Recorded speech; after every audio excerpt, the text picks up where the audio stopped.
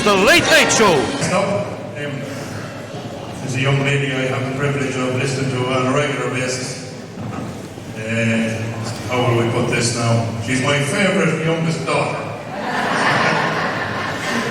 Singing The Travelling Soldier in a cappella, Gemma Cheevers.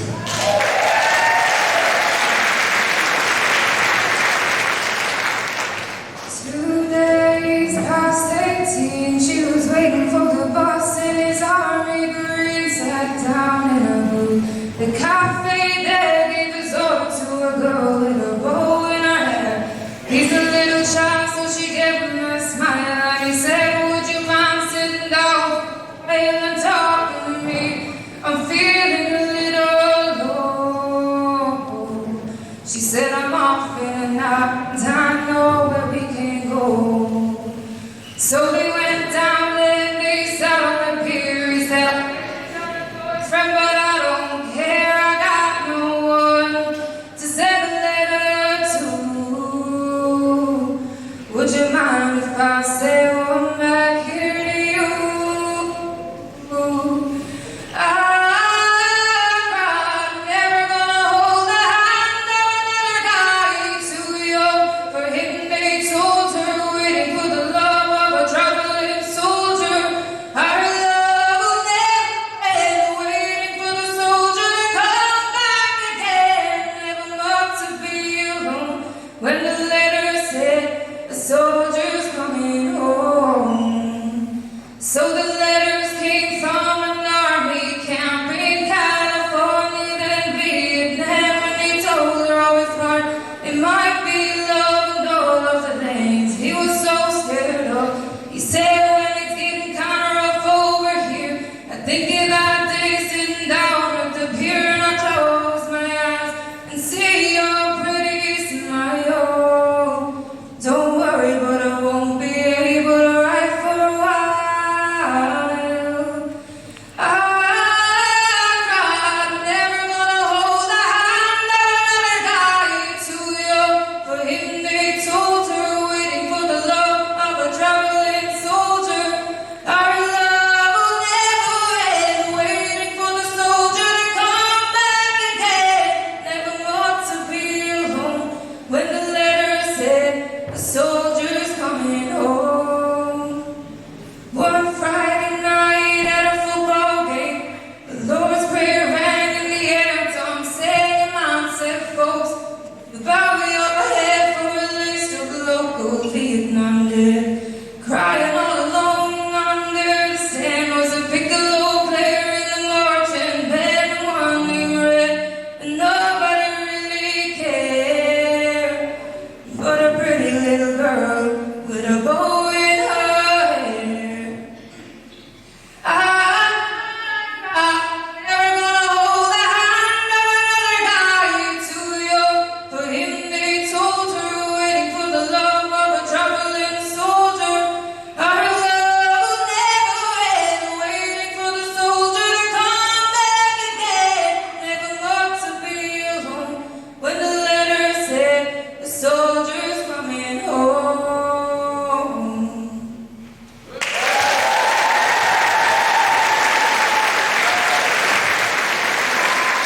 What a voice. Thanks, John.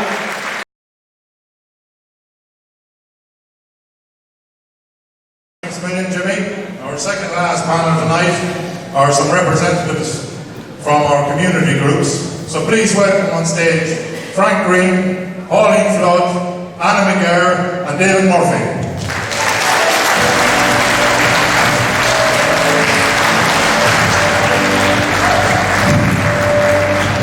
Jimmy, Laura.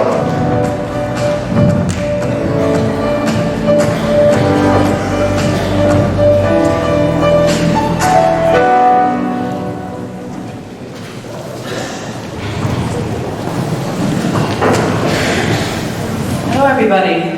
We're nearly there. How are you getting on? You enjoying the show? David, we'll start with you. You are a busy man the last couple of weeks. You had a baby born 3 weeks ago. Baby boy or girl? Dolly had, oh fabulous, lovely name. David, you are just after getting involved with the Edgeworthstown, the Enterprise Hub, just the new development in Edgeworthstown. Can you tell us a bit more about that? Yeah, we've actually worked for about a year. Yeah, so we have a committee of 8 people. We've been working for about a year. We have the old office back in Edgeworthstown, and we're working hard to benefit that. We're working on the time. Brilliant. I'm a telecoms engineer and farmer by day. So I did that as well. With Wi-Fi and pass broadband up to the library for the party. Okay. And I was getting a bit late and see if I've fallen asleep a bit in the audience. I do have a quick farmer joke. Go on, we'll take it. If you touch an electric fence on purpose, is it still a shock?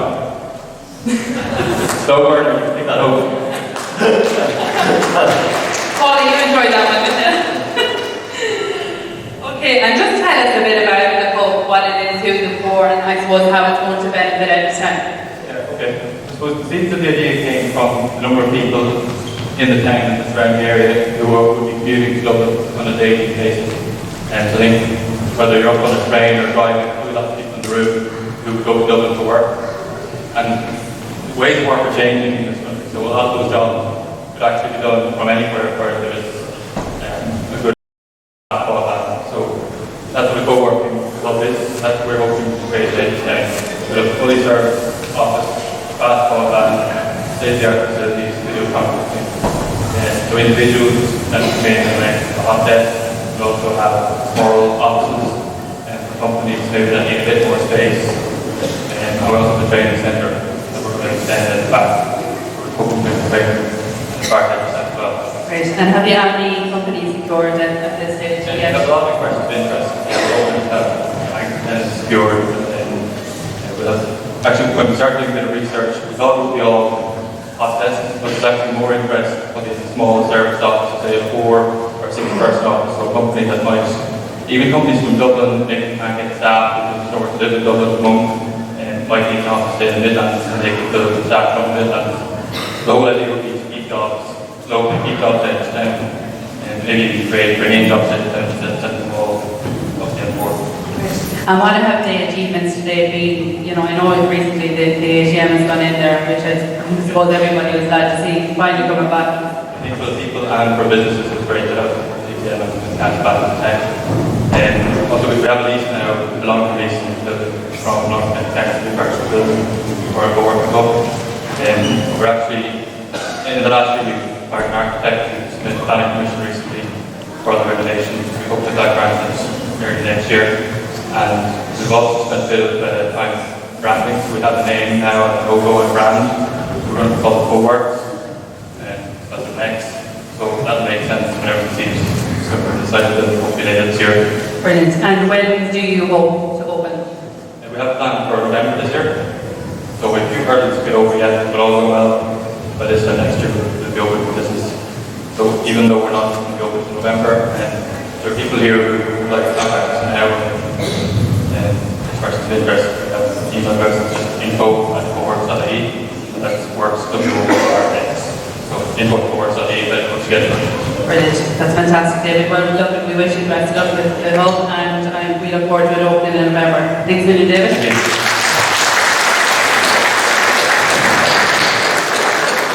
Anna. Hello. Teacher. Miss McGurk. Anna, your first teaching job was in 1957 in the Toohey Mountains. Am I right? Oh, that's a long time ago. Life was very different in the 1950s. After training in Kerrisford for 2 years, the notices for vacancies went up on the board, and I had 2 friends and we wanted to be together. So Cooley Parish had 3 vacancies. So we applied, sent a letter off, got a reply back saying, come ahead, no interview, nothing. So I arrived at Bushbridge off a bus on the 30th of June, and got myself on the bicycle, got off the bus, and I didn't know where to go. But I met this man and I said to him, where is Cooley Village? Well, he laughed for 10 minutes And he said, I'm 52 years living here and I never heard of Cooley Village. There was no village in it, it was just a parish with there was a couple of little shops and that, but no village. So I knew a person there called the were Savages, so I asked him where was that. So he brought me to Savages. And my father used to die laughing when I'd write home and say I was in Savages, the bush last night. But anyway, the next morning, I rode up the Cooley Mountains. Slieve Foy, I'm sure the hurlers will know Slieve Foy from Longhook, but it was the other side from Carlingford. And cycled 3 miles up, well, walked most of the way, and then up a little boreen through a man's farmyard to arrive at a school that was built in 1841. So we had 2 rooms, and the classroom was 15 of the old desks with inkwells, you know those. My equipment was a blackboard, a little press in the corner, and a resident mouse. Used to come out every time we sang. But anyway, we bought our own chalk at the time. The playground was full of rocks and stones, an outdoor dry toilet. So I'm sure the teachers here would like to go back to that. But I spent 5 years there. It was a great time. You were rescued then, weren't you? I heard John. Is that true, John? I heard you rescued Anna McGurk from the Cooley Mountains. What a man to rescue you from the Cooley Mountains, John McGurk. It takes you that. But we started the school year in July that time. And then in September, Louth won the All-Ireland. They haven't won it since. You may go back up the Cooley Mountains and maybe Louth might get a chance with the All-Ireland again. One member of the team, Stephen White, some people might remember his name, played with the team, and he lived near the school. So they brought the Sam choir to the school the next day, and Dermot O'Brien was accordion. And we had a great day, but we had no picture, because we had no cameras or anything, you know. So I spent 5 years there anyway, until John rescued me. And came home then to Monadara, which was a 2-teacher school, a little step up from Mullaboy, but it has a record of being the shortest new school in Ireland to last. It was built in 1939 and it closed in 1967. So it's supposed to be the shortest school on record. Then we were amalgamated with the convent here, and I spent 32 years there. I see many past pupils there. I'm sure they're glad to see me on the spot. Do you have any stories that stick out from your many years in St. Elizabeth? Pardon? And any stories, anything funny that sticks out in your mind from your years in St. Elizabeth? I was the only lay teacher here for a good while. They were all nuns and got on very well. They were great to work with, really. Sure, funny stories. I don't know where to begin, really. You probably have lots of them. I met a past pupil there, and she said she was listening to music on the radio on Christmas Day, and remembered the song I taught her. I don't know, does she, because I can't sing. I sing like a crow, so You might give us an out tune with it there. And you were involved with the book that was published back in 2003, that Edgeworthstown Heritage and History of Edgeworthstown. yeah, that began with Father Early, actually. You remember, way back in the millennium, the whole world was going to end, and all the computers were going to blow up and everything. And Father Early thought, well, if every town's land did their own history, it should be a good idea. So not too many did it. But they left them with Father Early, and John said to Father Early, what are you going to do with those, Father? Leave them here, he said. Yeah, and the next person to come will throw them out, he said. So we got a little group together then. We had a grand title of Edgeworthstown Heritage and Historical Society. Very grand name for a small committee. We met in our house every Thursday evening Jimmy's mother was one of them. She was a great power to recall. And it took us 3 years to resource the book, and we had a lot of good times. A lot of them are gone to the return reward now, the ones that helped with that book. And the night of the launch, people went out with 10 or 12 books under their arm. We ran out of books in a week. We had to do a second edition. So it's great memories to have, but it was a fantastic book, and it was great to even I know good pictures and trying to pick people out. Trying to pick some people out of the pictures, you can't recognise a few of them. Well, it's a great resource because every house in the parish was. And I think every house in the parish does have one. So it's great memories to have. Yeah. Anyway, thanks a million, Anna. Very well.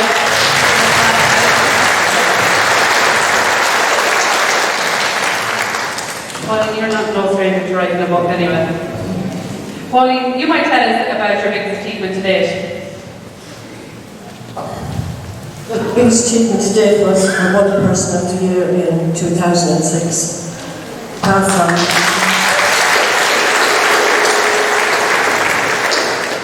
I never thought I would win it. Like, there were brilliant people in it that year.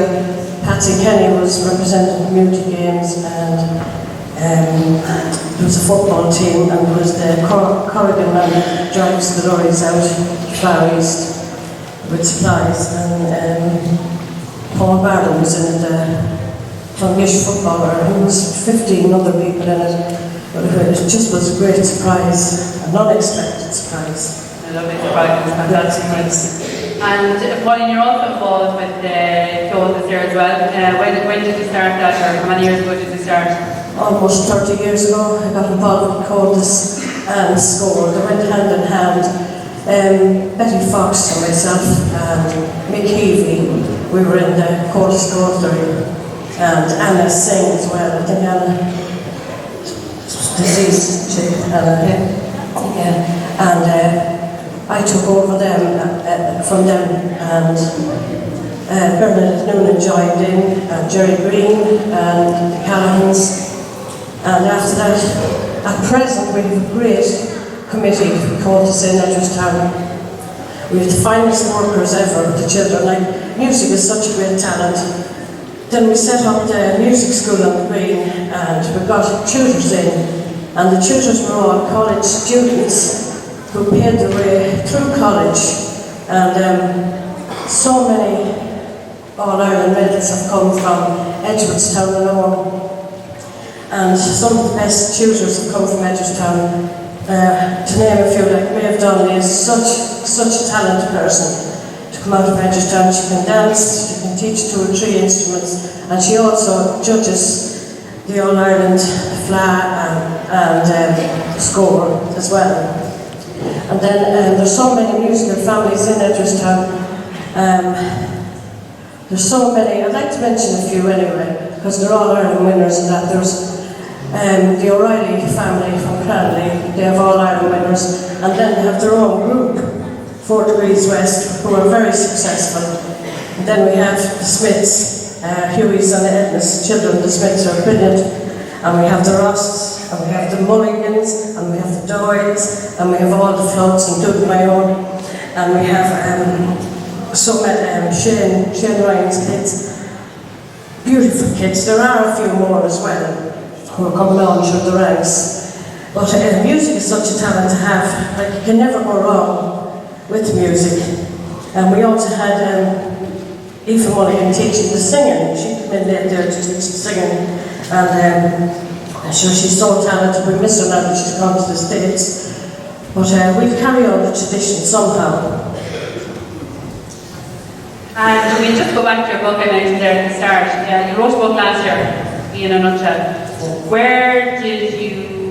did you start writing, or how did it come about? I always used to write. I used to write for Kairos magazine when I was in Lovertech. Every month I submitted stuff to it, which is a holy publication, religious one, and I submitted pious poems and stuff, but half the after then I decided to branch out and write non-pious poetry. And I put it all down. I wrote notes and I left them by, and more notes and left them by. And then one day I said to myself, if I compiled all those notes together and the stories and short stories and poetry, I'd publish them and give the money to Longford Hospice as well. It was a good result. I sold loads of books instead of more. Didn't quite sell them all. And I mentioned there now, everyone, so if anyone wants to buy that book, talk about it after. Thanks a million, Pauline. Well done.